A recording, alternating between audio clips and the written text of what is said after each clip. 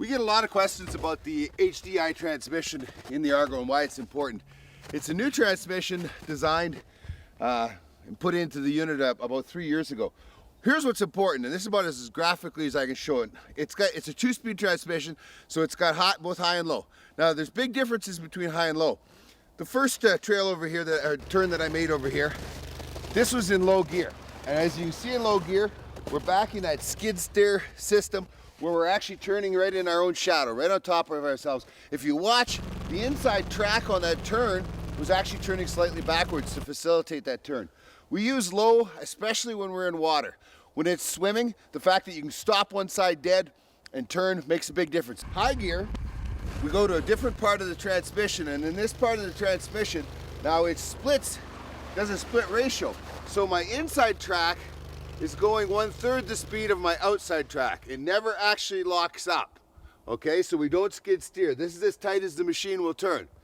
It's awesome for when you've got big weight on. It's awesome in the snow, and it's awesome in the mud because you're never skid steering. You know, sometimes we used to get into situations in the snow or in Muskegon, and we'd get pulled into a big hole. Well, if you had to skid steer, the side that was over the muck and that was the side that was going to have to produce traction, and it always couldn't. So you just end up pulling yourself back in. The fact that you're not skid steering here now, you can actually drive out of it. It helps you get out of a lot of situations. Fantastic improvement and a great transmission.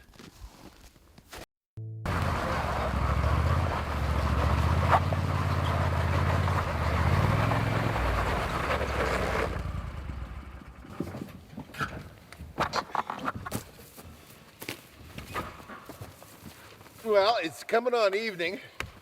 We were supposed to be out way earlier today, but that's what happens when you make plans, life. Yeah. So we got to set tent up here. We got to get at it. So.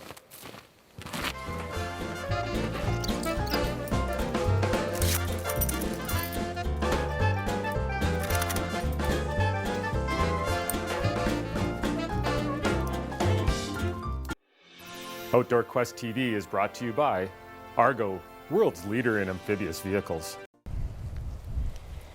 Well, this is the kind of terrain we're looking for. These newer cut blocks, and the moose are used to walking through a forest, so they have a path that they're following. Lots of times they're just cutting across what used to be the old forest that they walk through, and now there's nothing there, so it's easier to see them. So that's part of what we're looking for. The day started out pretty cloudy, rainy. Now it's quite raining. It's a bit blowy. It's supposed to be nicer throughout the day, so we'll hope for that.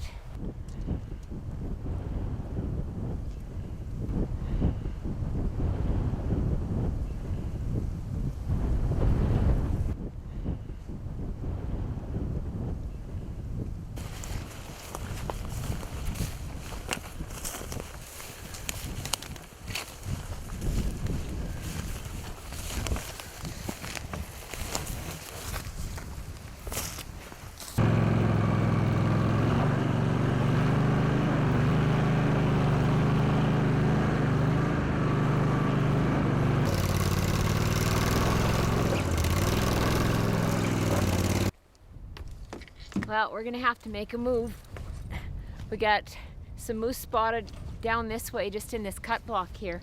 They're about 1.5 miles away, long ways away, but we gotta sneak up. We'll leave the Argo here and we'll get up here, but we only have 1.5 hours, and if they move at all, we wanna be there with them. So let's get going.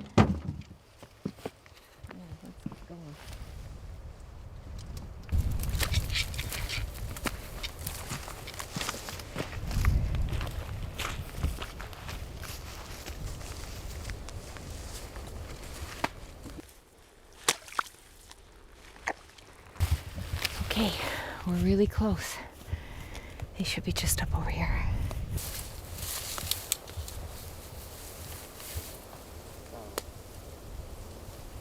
Yeah, come on. Okay.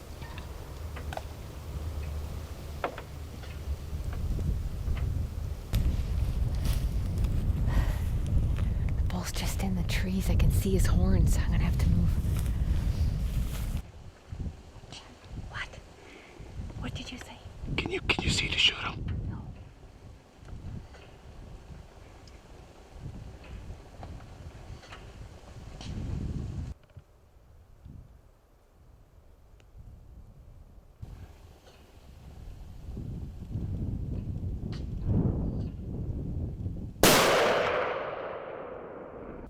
I hit him good. He's still in the trees. Holy. I don't hear him running or nothing. I don't hear any crashing.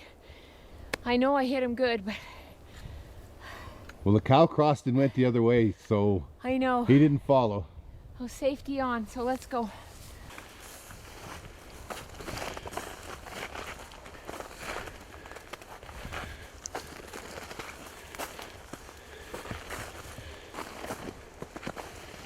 That's his shoulder there.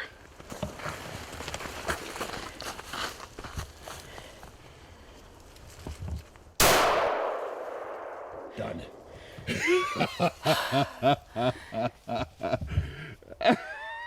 Oh my God. Oh my God. Oh my God. Wow. We've been seeing tracks and more tracks like you can't believe. And all of a sudden, there they were. There was a calf and a cow Right where we thought, alongside the edge of one of these log over blocks. and him. He's a great bull. He is a fantastic bull. You had to ruin our first day of this whole hunt on the very first day, huh? Well, I'm telling you, might as well be the first day as and it be the last.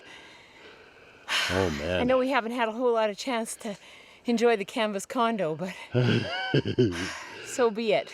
Oh, if we got work to do. I know it. Let's go look here. Oh my goodness.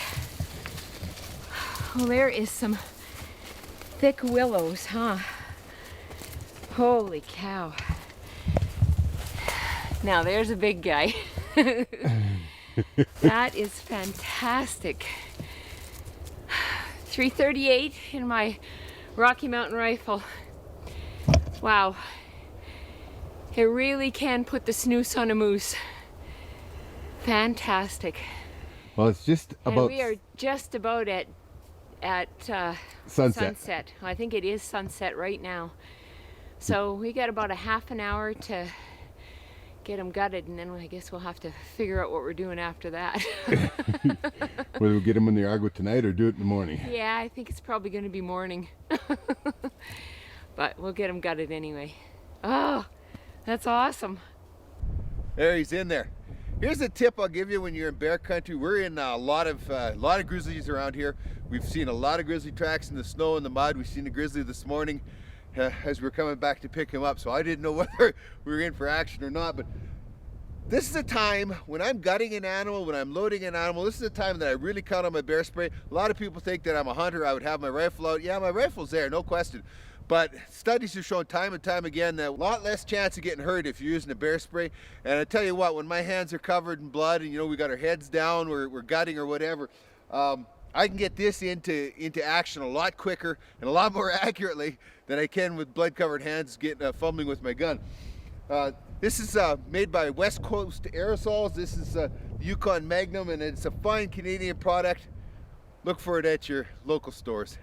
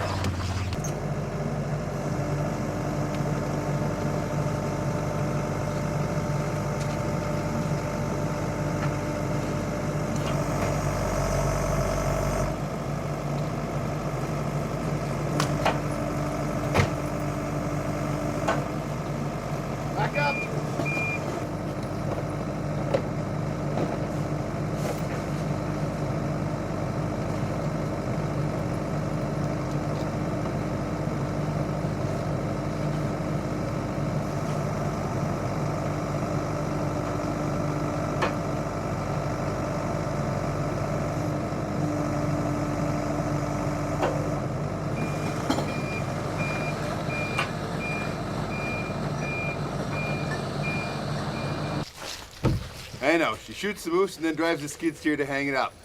How lucky can one man get? Come here though, I want to show you something.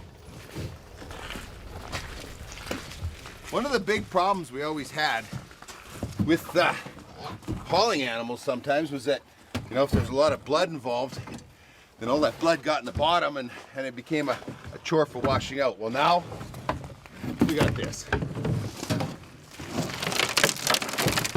Take like that, take and wash it out, you take a look in here, everything's clean and pristine. Got me some more bear spray here, but this little box liner now that we've got for the back of the Argo, it's like so simple. Just take and get a hold of Doug at Argyle Motorsports and he can set you up with one. I tell you, after using it for hauling wood or hauling moose or whatever, it wouldn't be without it. Outdoor Quest TV is brought to you by Argo, world's leader in amphibious vehicles. Coeur Lane Sporting Goods, home of the Rocky Mountain Rifle. Zeiss Sport Optics, we make it visible. Hornady, accurate, deadly, dependable. Puma, knife maker to the world since 1769. Trapper Gord, leading trapping into the future. Silver Willow Taxidermy, capturing the memories. Safari Club International Canada, first for hunters. Deluxe Wall Tents, built in Canada for Canadian conditions. Defense Aerosols, pepper spray for when your life depends on it. Alberta Outdoorsman, Alberta's only hunting, fishing, and trapping magazine. And Argyle Motorsports, your premier Argo dealer. Check us out online at OutdoorQuestTV.com. And don't forget to follow us on Facebook and Twitter.